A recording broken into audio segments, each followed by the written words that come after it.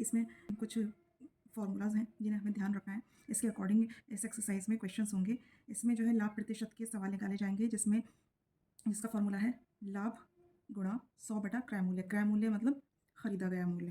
तो जब लाभ प्रतिशत निकालेंगे तो यहाँ लाभ के साथ गुणा होगी 100 बटा क्रय मूल्य से, और हानि अगर निकालनी होगी, हानि का प्रतिशत, तो हानि के साथ गुणा होगी 100 बटा क्रय मूल्य की। ठीक है, ये दोनों फॉर्मूला अच्छे से ध्यान रखने होंगे जिससे हम आसानी से क्वेश्चंस कर पाएंगे। नेक्स्ट क्वेश्चन है हमारा, रहीम ने एक घड़ी 1400 रुपये में खरीद कर 1600 रुपये में बेच दी, उसे कितना लाभ हुआ? तो पहले तो उसने 1400 रुपये में खरीदी और उसके बाद उसे 1600 रुपये में बेच दिया, तो लाभ ही तो हुआ, लाभ ही निकालना है हमें। तो क्या करेंगे, हमारा क्रय मूल्य क्या है, यानी हमारा खरीदा गया मूल्य क्या है 1400 रुपये, विक्रय मूल्य हमारा क्या है 1600 रुपये। तो इसलिए लाभ क्या हो जाएगा, विक्रय मूल्य में से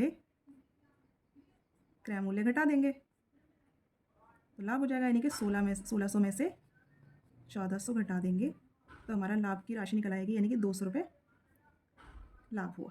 सबसे पहला क्वेश्चन है हमारा नंबर 1, क्रय मूल्य 200 रुपये दे रखा है और विक्रय मूल्य 212 रुपये, यानी हमने कोई चीज़ 200 रुपये में खरीदी और उसे बेच दिया 212 रुपये में।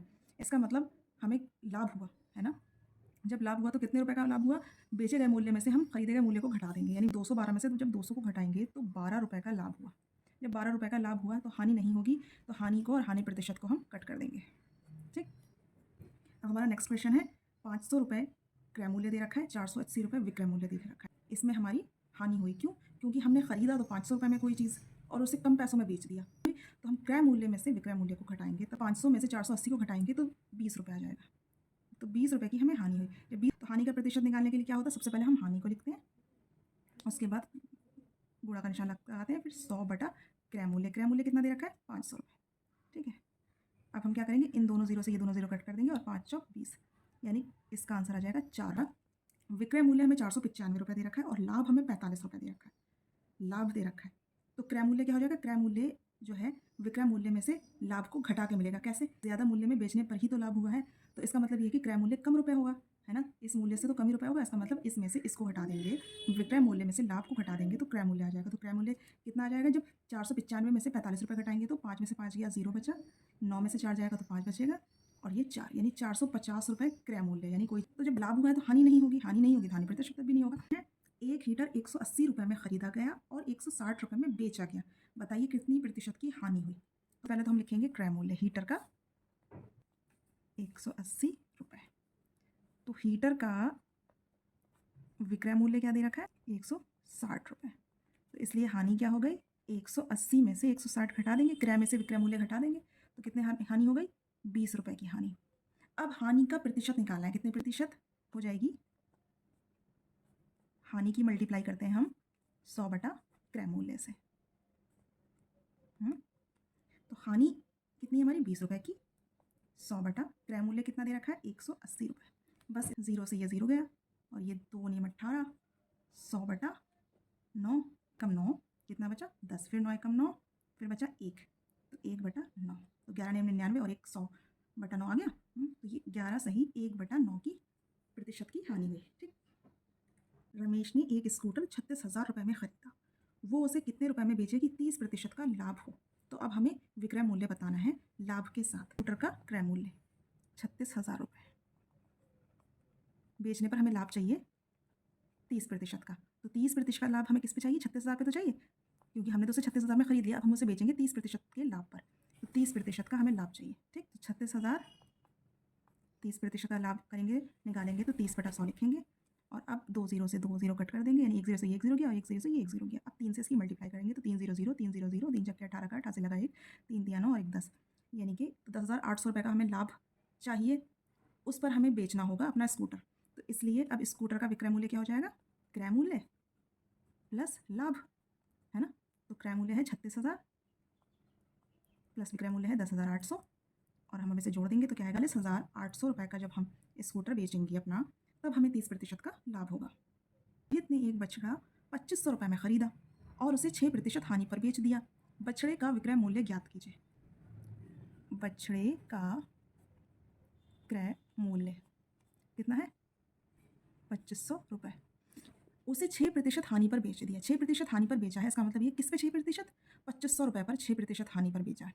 तो इसलिए हानि कितनी हुई हमारी? 2500 पर 6% की हानि पर बेच दिया। तो सबसे पहले हानि निकालेंगे। 2500 6/100, तो 6 पंजे 30 का 0, हासिल 3, 6 दूनी 12 और 3 15, यानी 150 रुपये की हमें हानि हुई है। बछड़े का विक्रय मूल्य क्या हो जाएगा? क्रय मूल्य में से हानि घटेगी तभी तो विक्रय मूल्य आएगा, क्योंकि तो क्रय मूल्य हमारा है 2500 रुपये माइनस हानि हुई है हमें 150 रुपये की। अब इसे घटा देंगे तो 0, अब 0 में से 5 नहीं जा सकता तो दहाई लेंगे, 10 में से 5 जाएगा 5, इधर बचा 4, 4 में से गया 3 और ये 2, यानी 2350 रुपये जो है बछड़े को बेचा गया, तब उसे 6% की हानि हुई। ये गणित में जो है मूलधन, ब्याज दर और समय पर भी क्वेश्चन आते हैं। तो सबसे पहले मूलधन समझते हैं कि मूलधन क्या है। तो जमा अथवा उधार की धनराशि को मूलधन कहते हैं। मतलब अगर हमने किसी बैंक में जमा किया पैसा या फिर हमने बैंक से उधार लिया यानी लोन लिया, तो वो क्या है? वो मूलधन है। ठीक, नेक्स्ट है ब्याज। जमा की गई या उधार ली गई धनराशि से अधिक जो धनराशि ली जाती है या दी जाती है उसे ब्याज कहते हैं। जैसे जब हम बैंक में पैसा जमा करते हैं तो महीने में एक या जितना भी धनराशि हमारी ऑलरेडी होती है उसके अंदर, उसके अकॉर्डिंग जो भी ब्याज सेट होता है 1% 2% वो हमें मिलता है। या फिर हम लोन लेते हैं तो उस पर भी हमें जो है ब्याज देना पड़ता है। यानी हम बैंक को अगर पैसा जमा करेंगे तो बैंक हमें पैसा देगा ब्याज का, और अगर हम बैंक से लोन लेंगे तो हमें बैंक को पैसा देना पड़ेगा ब्याज का। तो अब दर या ब्याज दर क्या होती है? 100 रुपये के मूलधन पर 1 वर्ष के लिए प्राप्त ब्याज को ब्याज दर कहते हैं। यानी कि 100 रुपये का अगर हमारा मूलधन है, पैसा है हमारा, उस पर 1 साल में जो भी हमें ब्याज मिलता है उसे ब्याज दर कहते हैं। और ब्याज दर को प्रतिशत से व्यक्त करते हैं, यानी प्रतिशत से दिखाते हैं। अब समय समय क्या है? जिस निश्चित अवधि के लिए धन जमा रहता है या ऋण रहता है उस अवधि को समय कहते हैं। जैसे हम जो है अगर एफडी करवाते हैं तो कभी 2 साल की होती है, 3 साल की होती है, 5 साल की होती है, 10 साल की होती है, तो एक निश्चित अवधि होती है ना। या फिर हम लोन लेते हैं तो 5 साल के लिए लोन ले रहे हैं या 10 साल के लिए लोन ले रहे हैं, तो ये एक निश्चित अवधि के लिए हमारा धन जमा रहता है या हमारे ऊपर कर्ज रहता है, तो उस अवधि को क्या कहते हैं? उस अवधि को समय कहते हैं। कि मूलधन क्या है? तो जमा अथवा उधार की धनराशि को मूलधन कहते हैं। मतलब अगर हमने किसी बैंक में जमा किया पैसा या फिर हमने बैंक से उधार लिया यानी लोन लिया, तो वो क्या है? वो मूलधन है। ठीक, ब्याज। जमा की गई या उधार ली गई धनराशि से अधिक जो धनराशि ली जाती है या दी जाती है उसे ब्याज कहते हैं। जैसे जब हम बैंक में पैसा जमा करते हैं तो महीने में एक या जितना भी धनराशि हमारी ऑलरेडी होती है उसके अंदर, उसके अकॉर्डिंग जो भी ब्याज सेट होता है 1% 2% वो हमें मिलता है। या फिर हम लोन लेते हैं तो उस पर भी हमें जो है ब्याज देना पड़ता है। यानी हम अब दर या ब्याज दर क्या होती है? 100 रुपये के मूलधन पर 1 वर्ष के लिए प्राप्त ब्याज को ब्याज दर कहते हैं। 100 रुपये का अगर हमारा मूलधन है, पैसा है हमारा, उस पर 1 साल में जो भी हमें ब्याज मिलता है उसे ब्याज दर कहते हैं। और ब्याज दर को प्रतिशत से व्यक्त करते हैं। जिस निश्चित अवधि के लिए धन जमा रहता है या ऋण रहता है उस अवधि को समय कहते हैं। जब एफडी करवाते हैं तो कभी 2 साल की होती है, 3 साल की होती है, 5 साल की होती है, 10 साल की होती है, तो एक निश्चित अवधि होती है ना। या फिर हम लोन लेते हैं तो 5 साल के लिए लोन ले रहे हैं या 10 साल के लिए लोन ले रहे हैं, तो ये एक निश्चित अवधि के लिए हमारा धन जमा रहता है या हमारे ऊपर कर्ज रहता है, तो उस अवधि को क्या कहते हैं? उस अवधि को समय कहते हैं। अब ये कुछ फार्मूलाज हैं, एक फार्मूला याद रखेंगे, 2-3 अपने आप याद हो जाएंगे। तो सबसे पहले तो ब्याज का फार्मूला है, साधारण ब्याज का फार्मूला क्या होता है? मूलधन इंटू दर इंटू समय बटा 100। ये ब्याज का साधारण ब्याज या सिंपल इंटरेस्ट का फार्मूला है।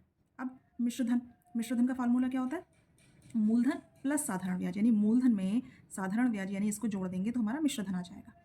अब इसी से ये दोनों फार्मूला निकल सकते हैं। जैसे अगर हमें मूलधन निकालना है तो इस मिश्रधन में से ये साधारण ब्याज घट जाएगा। देखो है मूलधन मिश्रधन माइनस ब्याज, तो ये साधारण ब्याज जाके इधर घट जाएगा, तब मूलधन निकल आएगा। अगर हमें ब्याज निकालना है तो ये मूलधन इधर जाके घट जाएगा, यानी ब्याज इक्वल टू मिश्रधन माइनस मूलधन। ठीक, ये हमारे 4 क्वेश्चन है, 1 2 3 4। क्वेश्चन नंबर 1 में हमें मिश्रधन निकालना है, तो मिश्रधन का फार्मूला क्या था? मूलधन प्लस ब्याज, यानी इन दोनों को जोड़ देंगे तो मिश्रधन आ जाएगा, यानी 110 कितना हो जाएगा? 110 रुपये। क्वेश्चन है हमारा 500 रुपये का मूलधन दे रखा है, मिश्रधन हमारा 525 का दे रखा है, तो ब्याज क्या निकलेगा? मिश्रधन में से मूलधन घटा के निकलेगा, यानी 525 में से जब 500 घटाएंगे तो कितना आ जाएगा? 25 रुपये। ठीक, अब नेक्स्ट क्या है हमारा? 3rd नंबर, मिश्रधन हमें दे रखा है 600 रुपये, ब्याज हमें दे रखा है 50 रुपये, तो हमें मूलधन निकालना है। तो मिश्रधन में से ब्याज घटाया जाएगा तब मूलधन मिल जाएगा, है ना। तो मिश्रधन में से ब्याज घटाने पर क्या मिलेगा? में से 0 जाएगा, 0 बचेगा, 0 में से 5 नहीं जा सकते तो 10 लेंगे, दहाई हो जाएगा 10, 10 में से 5 जाएगा, 5 आएगा, उसके बाद इधर बचा 5, यानी 550 रुपये हमारा मूलधन हो गया। अब इसका नेक्स्ट क्या है? 1000 रुपये मूलधन दे रखा है, 1120 रुपये जो है मिश्रधन दे रखा है, ब्याज कितना होगा ये आप मुझे कमेंट सेक्शन में बताइएगा, इसमें से इसे घटा के मिलेगा। क्वेश्चन है हमारा ब्याज दर बताइए। इसमें भी 3 क्वेश्चन है, 1 2 3 4, और इसमें मूलधन दे रखा है, समय दे रखा है, ब्याज दे रखा है, हमें उसकी दर निकालनी है। तो दर का जो फॉर्मूला क्या होता है? ब्याज इंटू 100 बटा मूलधन इंटू समय। हम साधारण ब्याज के फार्मूले से ही इसको निकालते हैं। ठीक है। नंबर 1 हमारा क्वेश्चन है, 100 रुपये मूलधन दे रखा है, 1 वर्ष का समय दे रखा है और 8 रुपये ब्याज दे रखा है। तो हमारा ब्याज दर क्या हो जाएगा? तो हमारी दर निकल आएगी, और दर हमेशा प्रतिशत में होती है। ठीक है, तो हमारी दर क्या होगी? ब्याज हमारा दे रखा है 8, ठीक, और 100 मल्टीप्लाई में उसके बाद मूलधन है हमारा 100 इंटू समय 1 वर्ष दे रखा है ना। अब इस 100 से ये 100 कट हो जाएगा, तो हमारी दर 8% की आ जाएगी। हमारा नेक्स्ट है, जब 400 रुपये का मूलधन हो, 1 वर्ष का समय हो, 20 रुपये ब्याज हो, तब दर क्या होगी? तब दर निकालेंगे तो सबसे पहले ब्याज कितना दे रखा है हमें? ब्याज दे रखा है 20, फिर 100 से मल्टीप्लाई, मूलधन नीचे 400 और समय 1 वर्ष का। अब इन दोनों ज़ीरो से ये दोनों ज़ीरो कट हो जाएंगे, और जब 4 से इसे काटेंगे तो 4 पंजे 20, ठीक, तो कितना आ जाएगा? 5% का दर आ जाएगी, 5% की दर आ जाएगी। अभी इसका नेक्स्ट है, 600 रुपये मूलधन दे रखा है, 2 वर्ष का समय दे रखा है, 72 रुपये ब्याज दे रखा है, तब इसकी दर क्या हो जाएगी? सिंपल सी कैलकुलेशन है आपकी, 72 हमें ब्याज दे रखा है, 100 मल्टीप्लाई में इसके जाता है फॉर्मूले के, और मूलधन है हमारा 600 रुपये और समय है 2 वर्ष का। बस इन दोनों ज़ीरो से ये दोनों ज़ीरो कट हो जाएंगे, और फिर से काटेंगे, 6 कम 6, 6 दूनी 12, 6 से कट हो गया, और 2 से काटेंगे तो 2 छंग 12, यानी 6% का ब्याज आ जाएगा। 2 से जब इसे काटेंगे तो ये 6 बार कट जाएगा, ठीक। हमारा नेक्स्ट क्वेश्चन है, इसमें ब्याज की गणना करनी है, साधारण ब्याज की, ठीक है। ये वाला फार्मूला हमें हमेशा याद रखना है, ब्याज का मूलधन इंटू दर इंटू समय बटा 100। अब हमारे इस ब्याज की क्वेश्चन में, ब्याज की गणना की क्वेश्चन में 3 क्वेश्चन दे रखे हैं अलग अलग, ठीक है। मूलधन ये दे रखा है, दर 7% दे रखी है, 3 वर्ष का समय दे रखा है। बस हमें इनको फॉर्मूले में पुट करके ब्याज निकालना है। तो हमारा ब्याज क्या हो जाएगा? ब्याज हमारा हो जाएगा मूलधन यानी 100, दर 7, समय 3 और बटा 100। जो हमें दे रखा है वो हम फॉर्मूले के अकॉर्डिंग पुट कर देंगे और कैलकुलेट कर लेंगे। 100 से 100 कट हो जाएगा, 7 दिया 21, तो 21 रुपये हमारा ब्याज हो गया। 21 रुपये भी लिख दीजिए, ठीक है। इसमें हमारा ब्याज क्या हो जाएगा? नेक्स्ट क्वेश्चन में 500 रुपये दे रखा है मूलधन, दर दे रखी है 4% की, और 5 वर्ष का समय दे रखा है। तो मूलधन यानी 500 इंटू 4/5/100, इन दोनों ज़ीरो से ये दोनों ज़ीरो कट गए, और हमें इससे मल्टीप्लाई कर लेनी है। 5 चौक 20, 20 पंजे 100, यानी 100 रुपये का ब्याज आ जाएगा, ठीक है। हमारा नेक्स्ट क्वेश्चन है, 600 रुपये मूलधन, 12% की दर, समय 1 वर्ष, तब ब्याज कितना निकलेगा? तब ब्याज निकलेगा 600 इंटू 12 इंटू 1/100, इन दोनों ज़ीरो से ये दोनों ज़ीरो कट हो गया, और 12 छंग 72, यानी 72 रुपये हमारा ब्याज आ जाएगा। कैसी लगी आपको वीडियो? अगर आपको ये वीडियो बहुत अच्छी लगी तो प्लीज़ लाइक कीजिए, कमेंट कीजिए, अपने दोस्तों के साथ शेयर कीजिए, और मेरे चैनल को प्लीज़ सब्सक्राइब करिएगा। मिलती हूँ मैं आपसे नेक्स्ट वीडियो में अगली एक्सरसाइज के साथ, नेक्स्ट चैप्टर के साथ। तब तक के लिए keep watching, keep learning and keep smiling. Take care, bye bye.